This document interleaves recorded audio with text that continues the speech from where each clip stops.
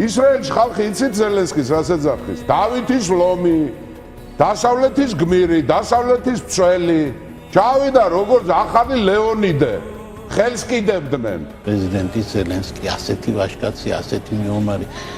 მთელი მსოფლიო გაოგნებულია ამ პიროვნებით. ეს არის უკრაინის გამართლება. იცით რითი ვარ გაოგნებული უკრაინის სახელმწიფოებრიობის სიძლიერით, რომელიც თითქოს ზელენსკი გამოხატავს უკრაინას.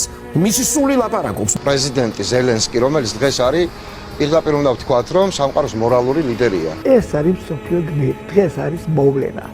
სამყაროს აჩუქა კაცობრიობას აი ეს ადამიანი. გმირი უკრაინელი არის გმირი პრეზიდენტი.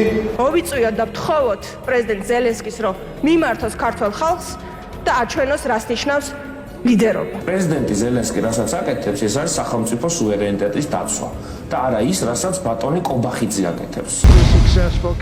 მოკრძალებულად წარმატებულმა კომიკოსმა პრეზიდენტმა ზელენსკიმ ამერიკას 350 მილიარდი დოლარი დაახარჯვინა ომში, რომლის მოგებაც შეუძლებელი იყო.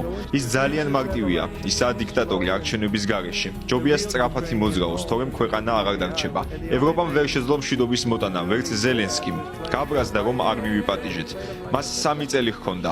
უკრაინა მიყვარს, მაგრამ ზელენსკიმ საშინელი სამუშაო გასწია. ზელენსკი, მაგის დედა შევეცი. ზელენსკის დედა მოთხან ბიჭო.